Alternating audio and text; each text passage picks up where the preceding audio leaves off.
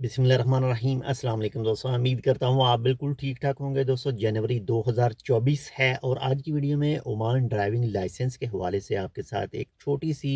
News है वो share कर रहा हूँ। आपका जो ड्राइविंग लाइसेंस है, मिसाल के तौर पर आपका ये ड्राइविंग लाइसेंस है, आपने फ़र्स्ट टाइम जो हासिल किया है ओमान के अंदर, और आपका जो रेसिडेंसी कार्ड है जिसको आम ज़ुबान में जो ज़्यादातर लोग लेबर कार्ड कहते हैं, लेकिन ये रेसिडेंसी कार्ड है। तो अगर आप ओमान के अंदर एंट्री करते हैं, वीज़ा लेकर आते हैं और आप रेसिडेंसी कार्ड जो है हासिल कर लेते हैं, अपना बताका जो है वो बनवा लेते हैं, बनवाने के बाद में लाइसेंस के लिए अप्लाई करते हैं और आपको जो है वो 1 साल का, पहली बार तो अब जो सिस्टम है 1 साल का मिलता है, लेकिन इसके साथ ही अगर आपका ऑलरेडी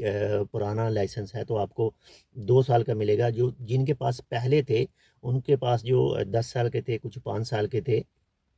अगर किसी भी दोस्त के पास इस वक्त कोई 5 साल का लाइसेंस, अभी उसकी डेट 5 साल बाकी है या 1 साल बाकी है या जितनी भी डेट बाकी है, लेकिन वो क्या करता है कि अपना जो रेसिडेंसी कार्ड है, मिसाल के तौर पर अपना स्पॉन्सर चेंज करता है, अपना अरबाब चेंज करता है, अपनी कंपनी चेंज करता है, तो आपके पास जो भी ड्राइविंग लाइसेंस है, जो भी आपका ड्राइविंग लाइसेंस है, जब तक वो वैलिड है, आपको उसे चेंज करने की ज़रूरत नहीं होगी। ये आज ही इसके हवाले से एक आर्टिकल आया था और उस आर्टिकल के मुताबिक ये कहा गया है कि आपका जो ड्राइविंग लाइसेंस है जब तक वैलिड है तब तक वो वैलिड ही रहेगा। बेशक आप अपना रेसिडेंसी कार्ड जो है वो चेंज कर लें, आपके रेसिडेंसी कार्ड और आपका जो लाइसेंस होगा जब आप पहली दफ़ा हासिल करेंगे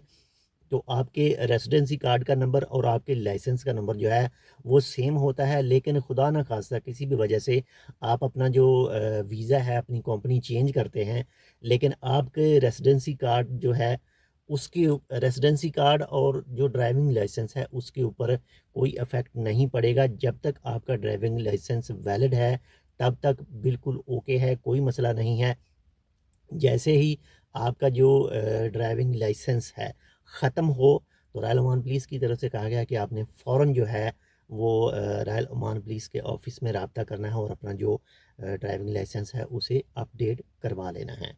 तो एक छोटी सी मालूमात, उम्मीद करता हूँ आपको पसंद है, पसंद है तो लाइक कर दीजिएगा। इसी हवाले से आज से कुछ दिन पहले मेरी एक नज़रों से एक पोस्ट गुजरी थी जिसमें कहा गया था कि जो भी शख्स ओमान से 6 मंथ से ऊपर अपनी कंट्री में रुकता है तो उसके पास जो ड्राइविंग लाइसेंस होता है वो भी एक्सपायर हो जाता है, यानी अनवैलिड हो जाता है। तो ऐसा कुछ भी नहीं है, आपके पास जो भी ड्राइविंग लाइसेंस है उसकी डेट जब तक वैलिड है वो तब तक वैलिड ही रहेगा। आप चाहे ओमान के अंदर मौजूद हैं, आप चाहे दुनिया के किसी भी हिस्से में चले जाएं, वो जब भी आप वापस रिटर्न ओमान में आएंगे तो उसकी डेट जो है वो वैलिड है तो वैलिड ही रहेगी। इंशाल्लाह मिलते हैं आपसे। अगर आपने अब तक हमारे channel tech with Urdu subscribe नहीं किया तो आप इसको सब्सक्राइब कर सकते हैं। अल्लाह हाफ़िज़।